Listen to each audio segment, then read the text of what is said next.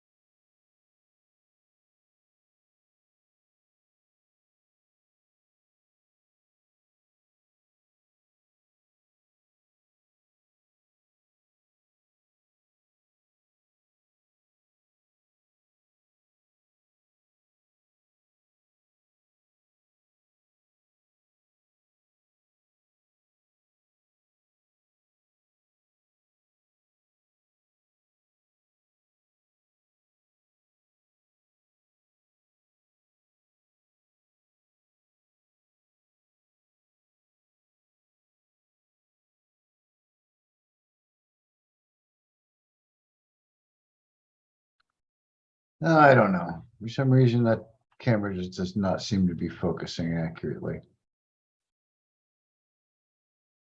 Or my eyes are just not focusing that accurately. Anyway, hey folks, it is 7:02. It is Wednesday night. So that means it is the South Carolina normal cannabis conversation. We are starting to wrap up this format here of the Zoom call. This will probably be our second last one as an actual Zoom call. And again, we're going to have pretty much an open conversation this evening. A little bit of discussion on what's going to be happening on Saturday, the 17th. Interestingly enough, I don't see it on my calendar. Let me go ahead and bring it up on my screen though.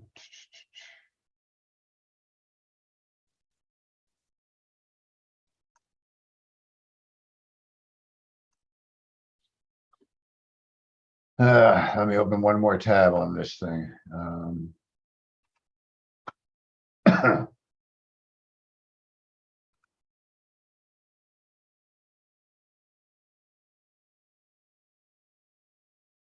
There we go. Day at the beach, Saturday, September 17th. Let's bring that up and edit that page a little bit. Looks like there's an extra space in that one line.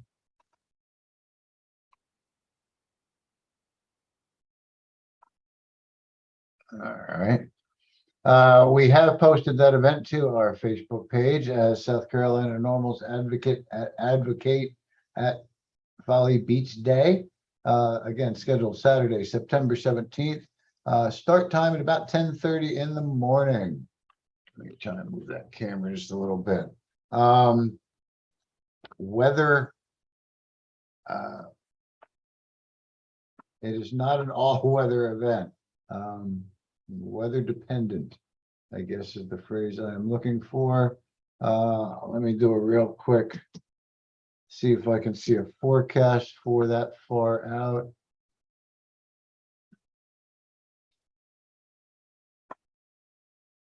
Now we're, yeah, it says out to the 18th.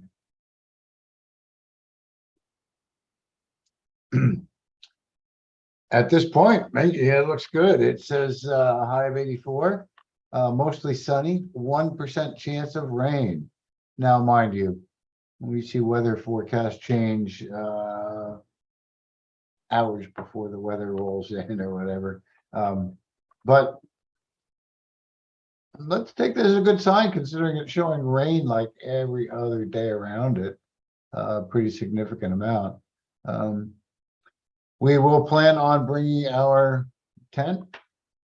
Well, I'll get into that stuff in just a couple of moments. Let me go ahead and close this weather out here. And take another quick peek. I know what I did not do, so I might as well kind of catch up on it now. A little bit because nobody's actually in the Zoom with me tonight. And I do not know, because we don't monitor who, if anybody is watching us on YouTube right now. But anyway, our disclaimer. First off, welcome to the South Carolina NORML Cannabis Conversation. My name is Scott Weldon, the Executive Director of South Carolina's chapter of the National Organization for the Reform of Marijuana Laws. And our disclaimer for our meetings is that all of our meetings are an environment of education and awareness, and not an open market for the sale, purchase, or distribution of cannabis. We do not encourage or condone illegal behavior of any kind. All righty. Let me go ahead and close that up there and kind of get back to it. Looks like it may be kind of a short night tonight. We have no guests on. Me rambling to myself at the moment. We have no other participants on as far as our regular crew that come on in. And you know, I kind of don't blame them. I gave a lot late notice again, although it's always Wednesday at 7 o'clock. A little late notice about what our non-topic topic is tonight, which is talking about day at the beach. The day at the beach, it is more or less conceived to be just a way to be visible in public. It's going to be on Folly Beach. It's going to be at, do I have it marked on here? Yep, Folly Beach, 3rd Street East. If you're familiar with how Folly Beach is set up, Center Street is the main street you come on into. East is to your left as you're facing the ocean. West is to your right. As far as the street names, I don't know about technically magnetic, north, south, east, west. But with that said, there is an entrance onto the beach at 3rd Street East. There's some parking there. I believe it is all, you know, a lot of metered parking or pay parking. But, you know, depending on the day, depending on the crowd, there is off-street parking around Folly. You just have to kind of look for it on the side streets and such. Maybe you have to walk a little bit further and make sure that all of your tires are off of the pavement, off of the roadway. I never received one, but my understanding is a parking ticket in Folly is about 125 bucks. That's a good way to ruin your day. So be careful if and when parking. But our plan is basically just to be out, be seen, be there, to be set up about 10 or start setting up there about 10:30 or so. So if you'd like to come out a little bit early there, about 10:30, and help us get set up, we would absolutely appreciate it.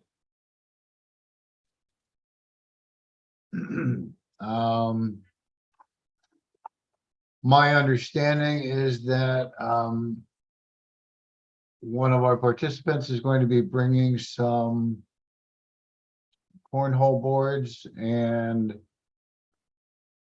I absolutely forget what else they said they were going to bring. I'll have a frisbee because that's, you know, the old people do that. But yeah, really bring your chairs, bring your towels. You know, depending on the weather, bring whatever else you feel you need, an umbrella, you know, bring your cooler. We're hoping to be able to provide a cooler with some bottled water for anybody that stops by. Don't hold me to it yet. I haven't been really good at preparing. And I don't think I have a cooler anymore. I think they finally all bit the dust. Or if I do have one, it's gonna need one good scrubbing. So let me see what I can find. But really, it's just a day to hang out. It's a day to kind of socialize, to, you know, spend some time with other advocates or people that want to talk about advocating or want to volunteer or you know, anybody that just wants to kind of come by and chat while we hang out at the beach. So come on to 3rd Street East. You know, if you're there a little early, you won't see our tent up because it might not be up yet. But when it is, come out and look for our tent. Basically, it's just going to be a white 10 by 10 canopy. No logos or anything on it, but there will be some signs that claim that espouse our free marijuana information signage.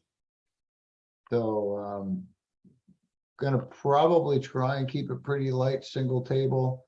Not a whole lot of stuff that can blow away or blow around, but we will have brochures there to hand out to folks. I'm not expecting to bring a whole lot more to the beach. I'm not going to be bringing merch down there. Nothing worse than like having all of our t-shirts have sand in them when we're shipping them out from here or whatever the case may be. You know, if there are any giveaway items that we have, we might bring some along. We might bring along some stickers, but primarily it's going to be either brochures. And again, the other thing that we give out quite a bit is the postcards for people to mail to their legislators. That's not something we push real hard at this time because we are still just a few weeks pre-election. Matter of fact, where are we? September. We are 2 months out from election time. So depending on who wins the particular House races, the postcard may or may not, or the particular race in any case, may or may not still be in office next year when it matters. But it still doesn't hurt to mail out the postcards to legislators to let them know our position. So that's kind of my plan for that day is brochures, postcards, maybe some stickers if we have some extra we need to hand out. But spending the day on the beach, I'm really not planning on bringing any of the merch unless somebody pre-orders something and they want me to bring it down to them that day. But yeah, nothing worse than getting sand into everything. And then it follows us to every other event from here on forward.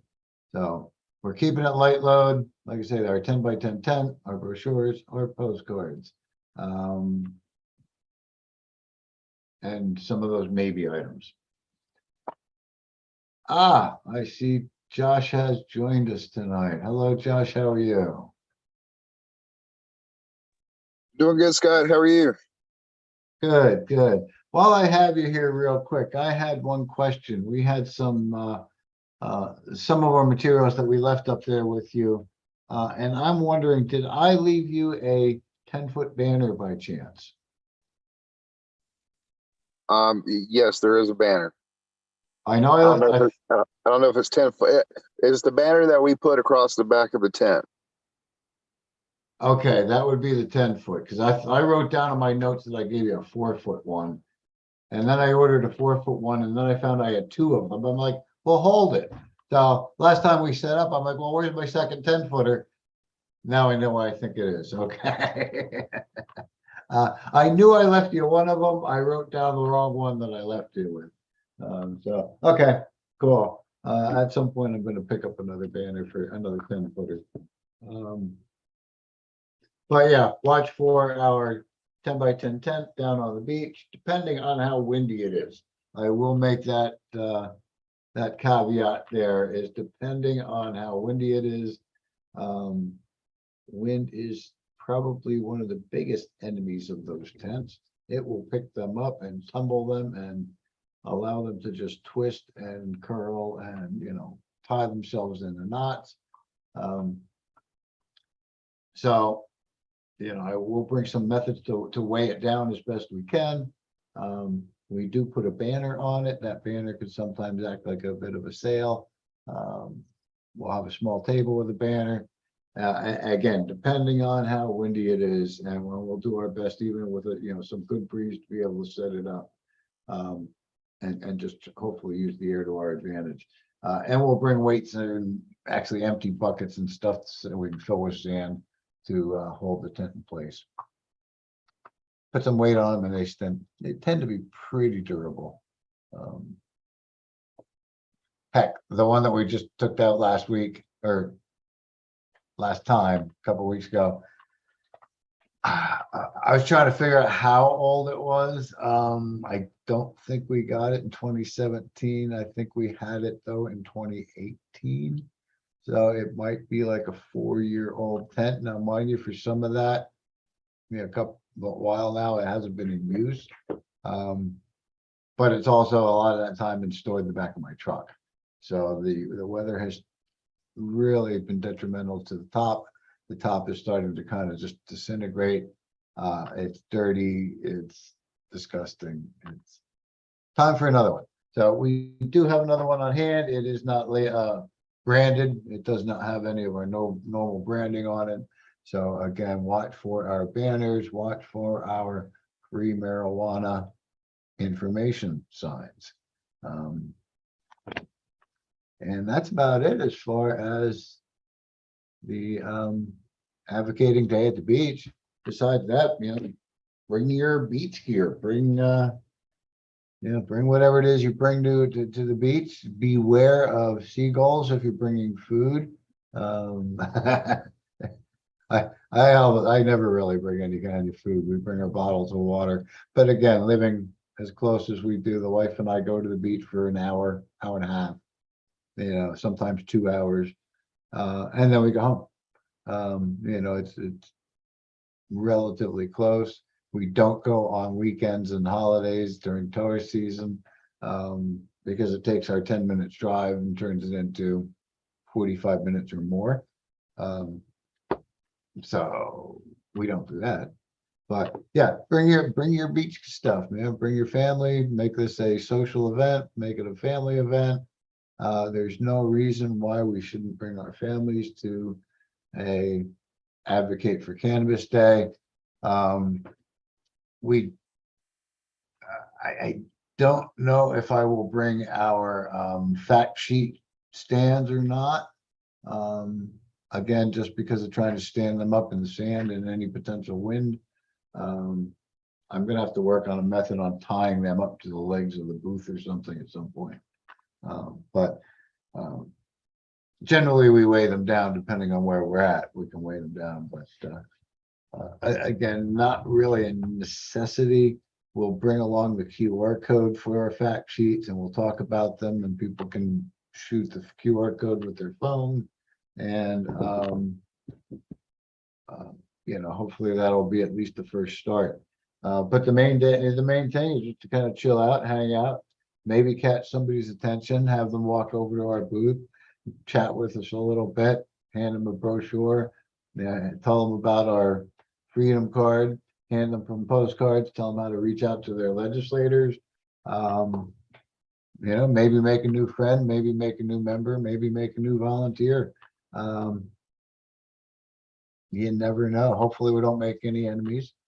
I interested because you know, you can't really operate a business on the beach that I'm aware of unless you're specially permitted. But we're just a nonprofit out for a day at the beach picnic, and sharing some information, you know, exercising our First Amendment rights. So we're not selling anything. And what's the word I'm looking for? We will be willing to accept donations. I mean, we will have our donation jar out. So there is that, but nothing illegal about that either. So that's the plan, yeah, just to kind of hang out on the beach and be that friend with free weed information. Thank you for that.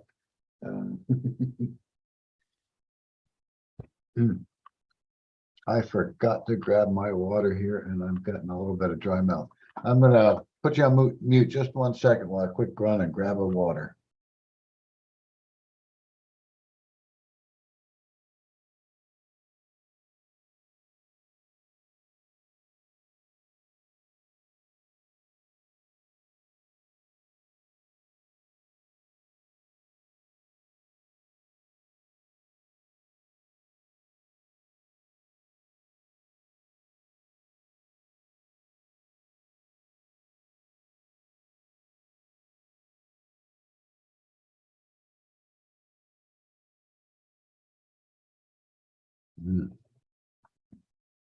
All right.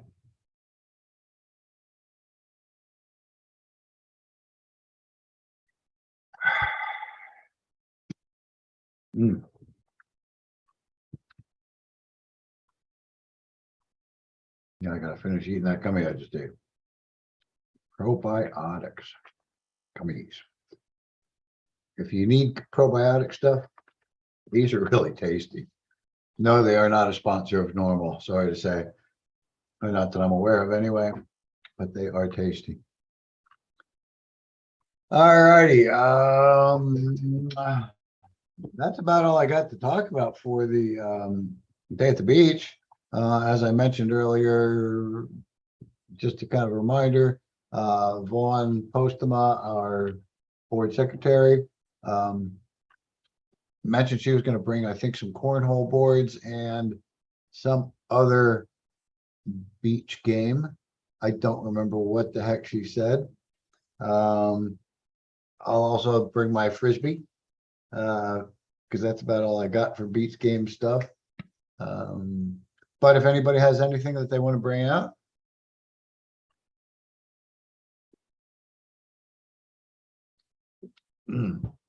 Excuse me. Definitely bring it along. I know I see a lot of soccer balls being kicked around on the beach. Oh, what the heck is that one game? Some sort of game where you're bouncing. I don't know. And then the one that it looks like you've got beer bottles that you're throwing into a bucket, kind of like horseshoes. But yeah, anyway, all kinds of different games people bring out to the beach with them. So if you have any stuff that you want to bring out, I mean, besides your family, bring them along too. But come on out and hang out with South Carolina NORML on September 17th, Saturday, September 17th. All right. Any comments, questions, and or thoughts on Beach Day?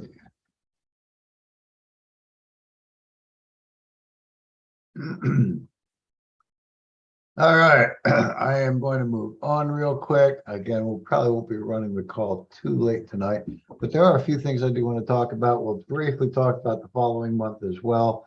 October 22nd, again, that will be a Saturday. And that's going to be South Carolina NORML's annual picnic or picnic. Don't know if it's annual yet or not. We did try a picnic a few years back, and it's time again for a picnic. If you do visit our website at scnormal.org and go to the events, coming events page, you will see it is a TBA announcement to be announced. We're pretty certain it's going to be at the Wanamaker Park in North Charleston. They have some relatively inexpensive rentals for like 4 picnic tables and a barbecue grill under a giant umbrella. And something that I think we can afford from our coffers to at least give us a little bit of cover for that event. And give us a barbecue grill to use. My understanding with the park system is, it's if a shelter or an umbrella like that I'm talking about here, or some of those things are available, it's a first come, first serve on that day if they haven't been reserved and paid for by another guest at the park. I'm almost thinking that in October, we might have a real good shot at using one of their shelters that day, giving us some more substantial cover, more picnic tables, probably even a couple of extra barbecue grills. I don't know if we're going to need it. I mean, I'm thinking the smallest spot possible with 4 picnic tables is probably going to be sufficient, based on some of the other events that we've thrown. There is a second one nearby, and again, if it's not reserved, we could probably just kind of claim it as their own. There are also another couple of other freestanding picnic tables in that area that we could probably claim. I don't see, that date in October being a mad rush to the park for any particular reason. Again, that's October 22nd. But I'll keep you posted as we move forward exactly where it will be. I am actually going to update it on the website now while we're speaking and put it as Wanamaker Park in North Charleston.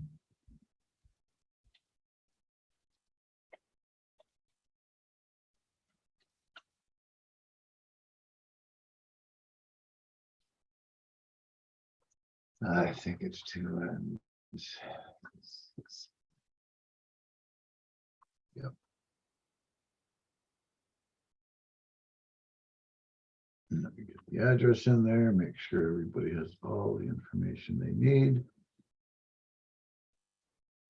But that's where we are going to hold our picnic. Let's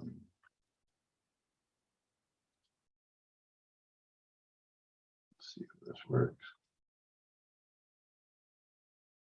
Look at that, close enough. Oops.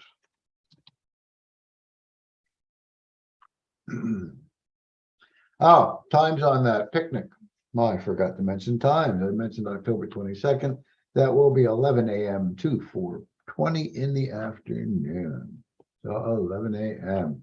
That's when we'll get there. We'll start kind of firing up the grills. And my hope and plan for this is we're going to set up an RSVP event on one of our platforms, probably through our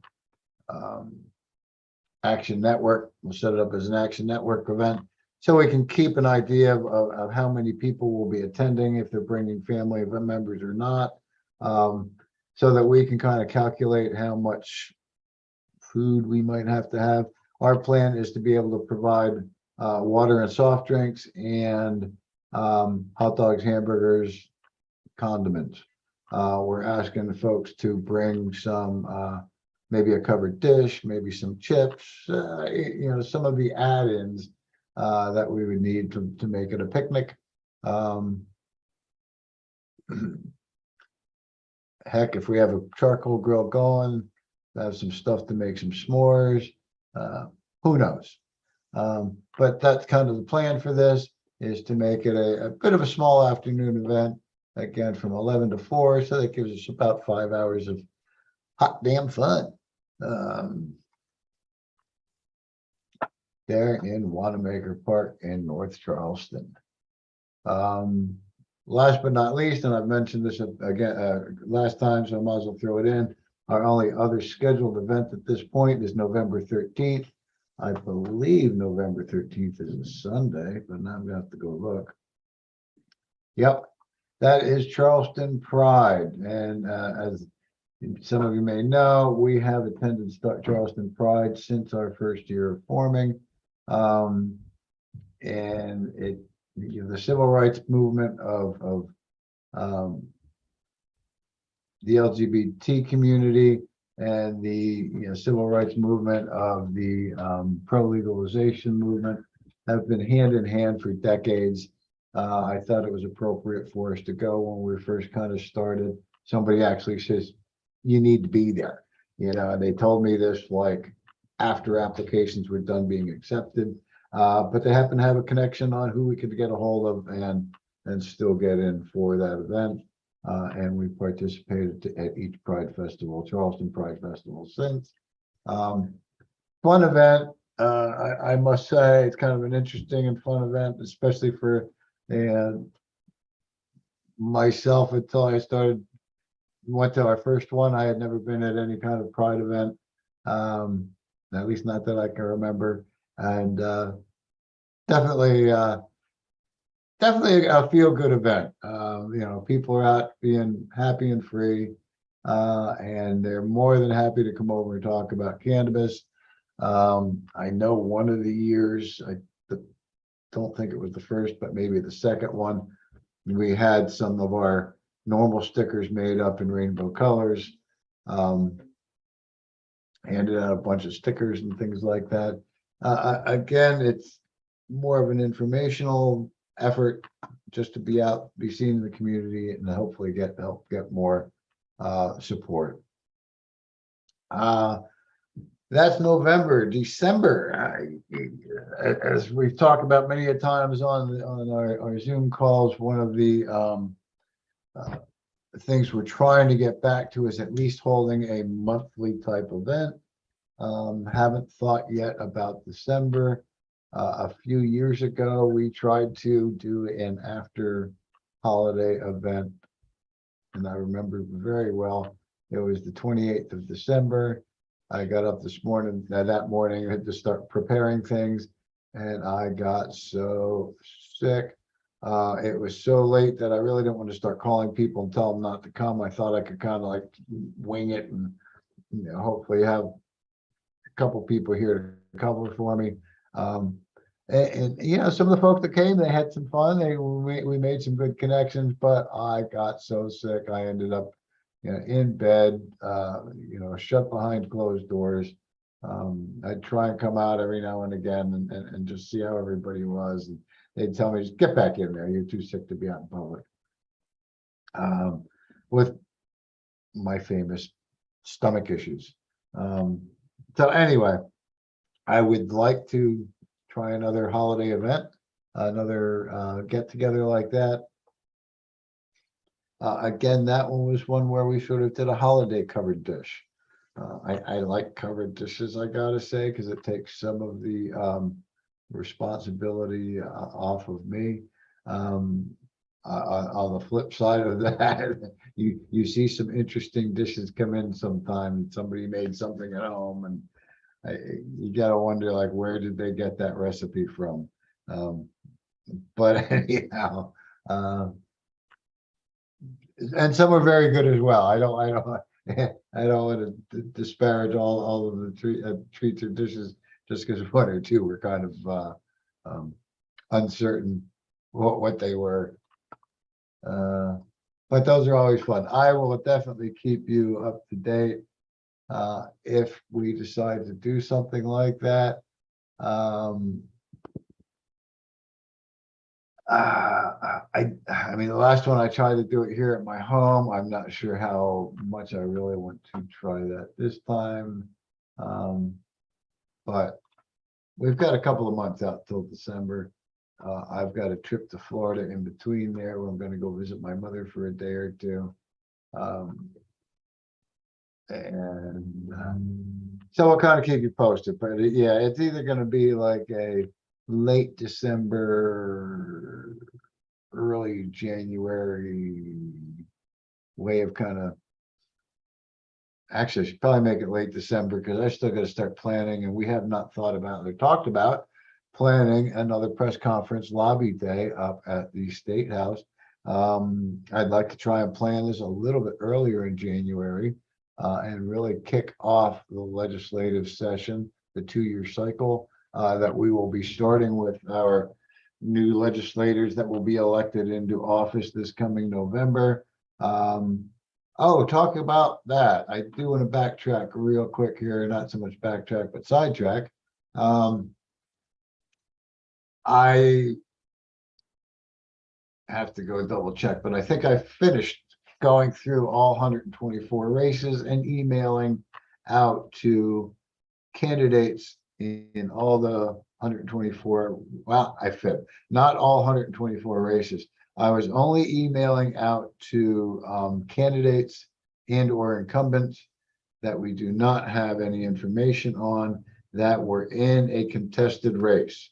If it's an uncontested race, our information is not going to make a difference one iota on who wins that particular race because it's an uncontested race. There's only one candidate running. Some of those candidates I may have still sent out the questionnaire to just because, well, a couple of reasons. One primarily would be they're an incumbent and I want to know what their position is. I want them to answer it so I can have them, listed on our guide and have some documentation to their position. Oh,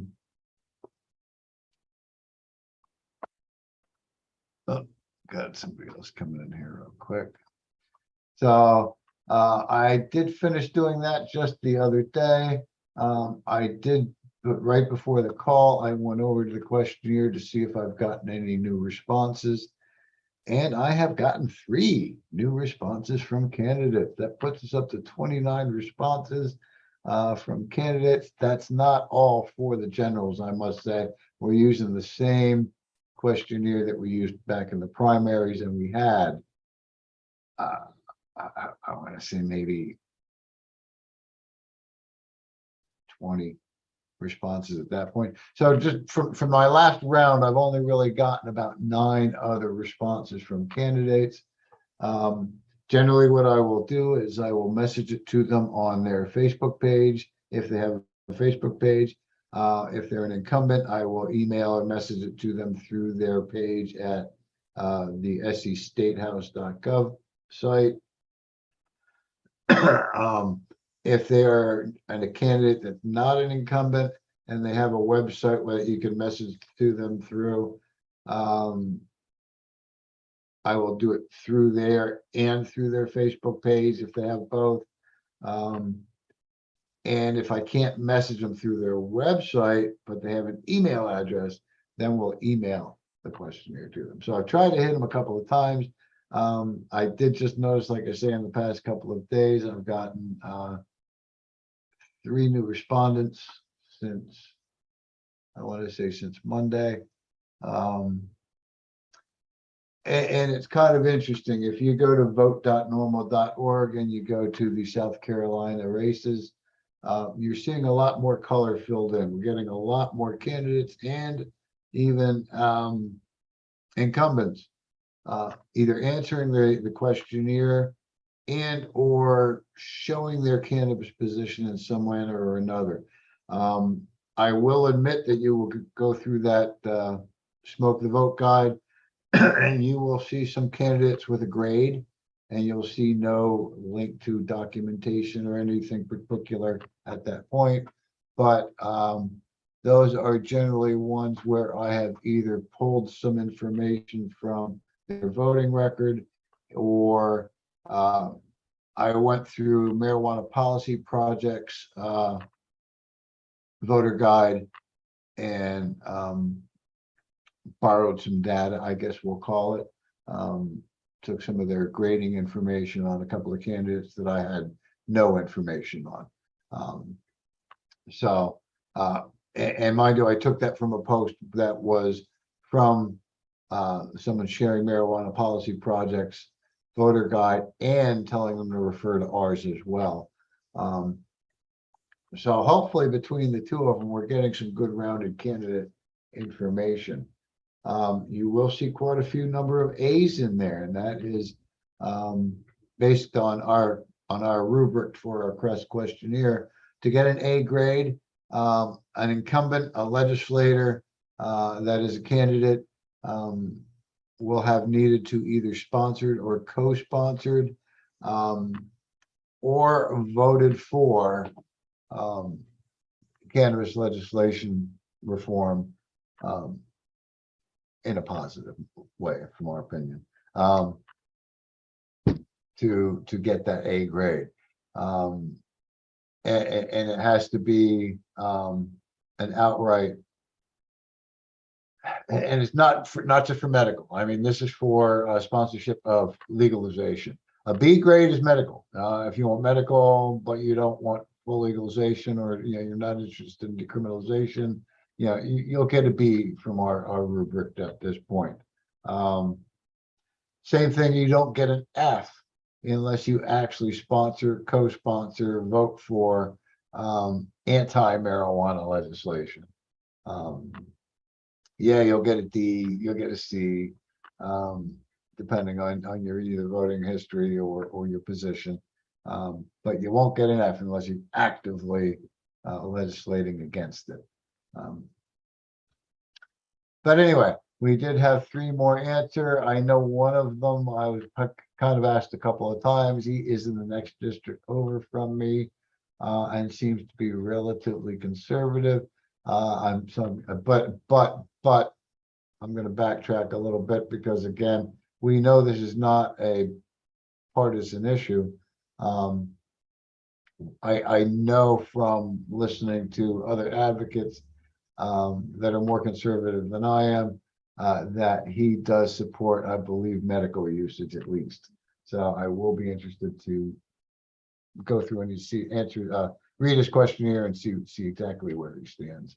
So I did get a couple of more, again, fill out our questionnaire. We are, as of, I guess, tomorrow, will be 2 months from election day, from the general elections on November 8th. November 8th, 2 months.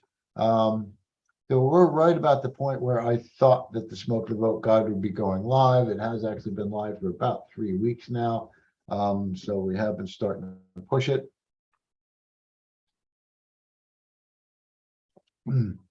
Excuse me, have been starting to push getting the questionnaire out there predominantly, not pushing the candidate guide quite yet.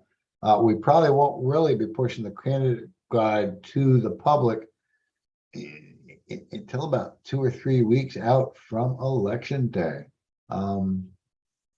Otherwise, it's sort of a forgotten effort. If we start to promote it now, people are going to forget by election day, when it's time for them to go to the polls, or if they're early voting, or that kind of thing. And so I'm still waiting to see if some things change in there. As a matter of fact, I want to take a quick peek. I know that our U.S. House District 4 has a write-in candidate. And let's see if I can find it now. My understanding is if that may actually get updated in the guide. I have not sent that candidate a questionnaire yet, because I know that I knew at that point they were not in the guide. And now that I go and I look again, I still don't see them in the guide. But I'm going to be sure to send them out a questionnaire and promote them as a write-in candidate, because I know they're pro-cannabis. So it would be good to have a federal level candidate in a number of seats. House District 4, that's Bill Timmons, William Timmons. William Timmons, he gets a D in our rating at this point. Most of our House members actually do. A couple that don't. Good example, Nancy Mace. Nancy Mace got an A.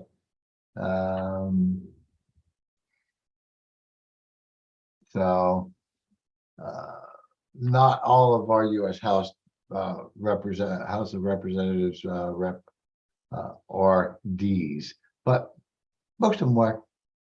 Joe Wilson in District 2, House District 2, Jeff Duncan in House District 3, Bill Timmons, William Timmons in 4. We've got Ralph Norman in House District 5. He's got a C minus. So I don't know what he did right. Let's see if I have any more info in here on Ralph. Oh, okay, he gets a C minus because he's actually voted yes on the Safe Banking Act of 2021. He actually voted yes on Safe Banking Act of 2019. But he's voted no on Medical Marijuana Research Act, Medical Marijuana, the MORE Act. So yeah, he got a C minus, just because of the banking. And what else do we have here? Oh, we do have House District 6, James Clyburn. He gets an A rating. One of the only, is it one of the only, he and Nancy Mace. And then House District 7, Russell Fry, Darrell Scott. I don't think either of them are an incumbent. So I may not have any info on those two. Anyway, 2 months out from the elections, we will start pushing the smoke the vote guide. Like I say, a few weeks before that, probably 3, at the most 4.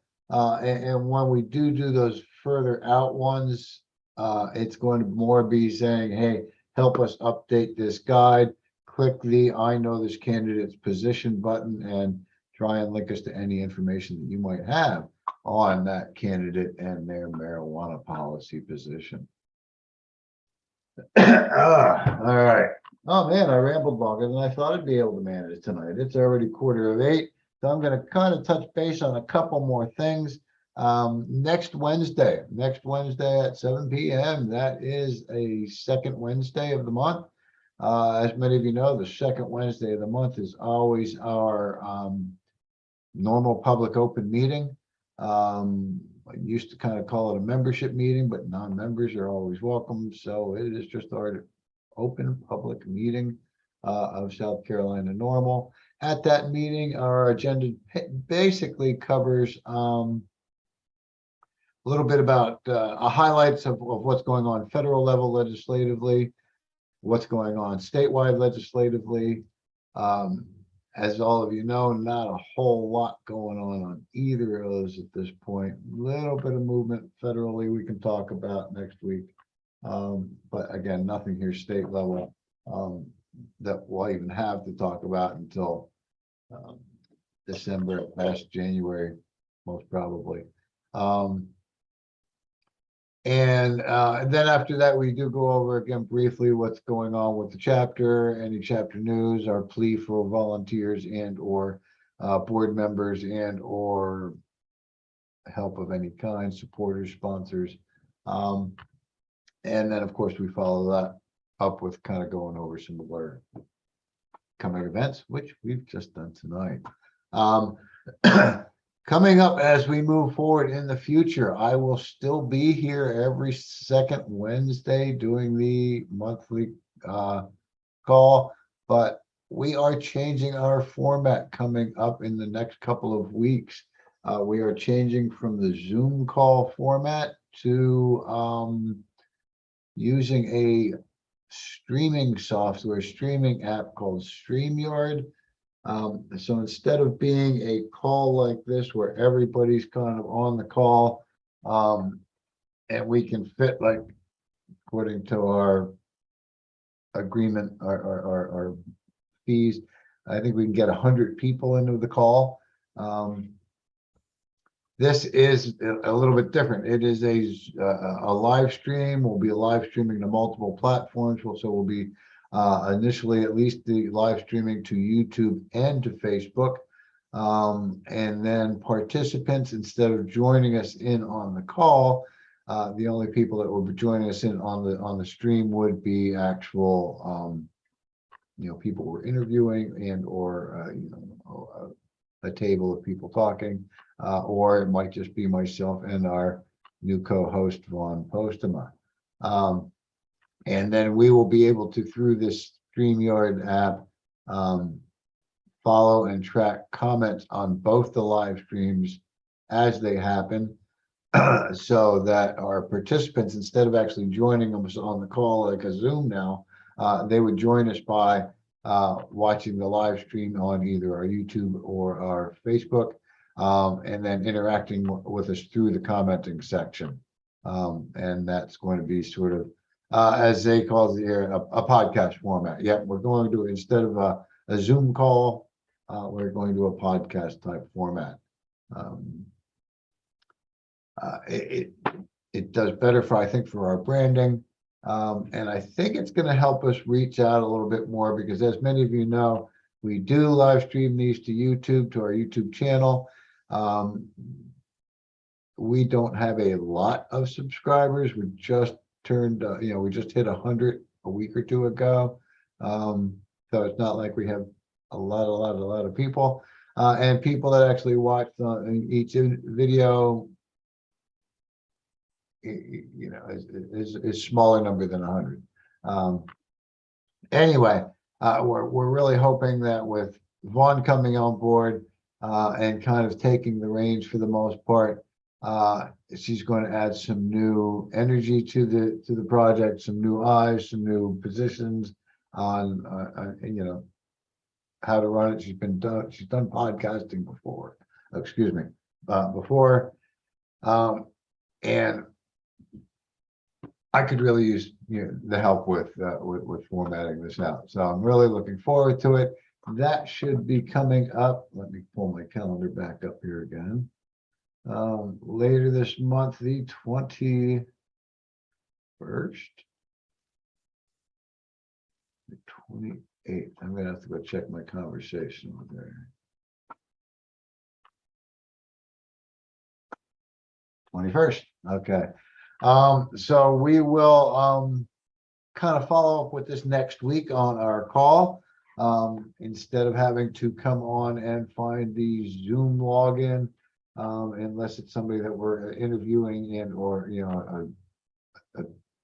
they are a part of the topic of conversation at night. It's going to be basically just tune in at our regular times on whichever platform you prefer, on YouTube or on Facebook. I believe I saw in there's also another one called Twitch. I don't know what that is. But anyway, it should help us reach out our reach. Hopefully it doesn't inconvenience too many people switching format, but we feel it's going to definitely help our reach, help get the word out a little bit better. And another nice thing, as many of you know, I do a lot more interacting on things through Facebook than I do our other social media. And even Facebook, I've been kind of a little lackluster on, I guess I'll call it. Being able to add that live stream content once a week and putting our conversation right on Facebook as well as on our YouTube channel, I think is really going to be, it's going to help us increase our viewership and give some folks some much needed content that I have not been providing lately. All righty, let me look at the time here, 7:53. Before I go, I'm just going to open up the floor, shall we call it, to anybody that might have anything they want to throw in, comments, questions, concerns, before we kind of end our call for the evening. Sure. Thanks for having me. I'm sorry we jumped in late. I'm actually in Utah right now. It is 5:53 where I am right now. But oh goodness. yeah. But still, I'm at a work conference, but still I wanted to try to make the call where I could. But I this is less about what you spoke about, but more a logistical thing. It is very difficult to find the link to join this meeting. So it's good that the format's changing, because it took me 10 minutes to find the link to join, and I still didn't find it. My wife found it and sent it to me. So it's kind of difficult.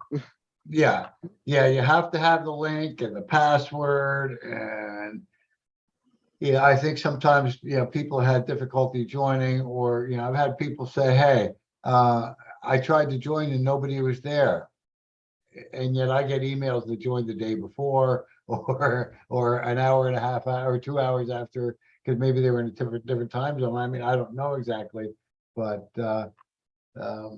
so yeah, I think you're right. It might be from that perspective as well a good move for these to just sort of live stream to those social media platforms. Appreciate the input. No problem. All righty, guys. Well, I'm gonna kind of wrap it up for the evening. Again, we'll be back with our regular monthly meeting next Wednesday at 7. And starting then on the 21st, kind of, we'll reiterate this again next week, but starting the 21st, I'm knocking particle board. That's the closest thing I have to wood. That Vaughn has everything, all the bugs worked out and things like that for us to be ready to go ahead and do our first podcast on the StreamYard through Facebook and through YouTube. So that's it for me tonight. Guys, thank you very much for joining me. I always appreciate you being here. We will see you again next Wednesday night.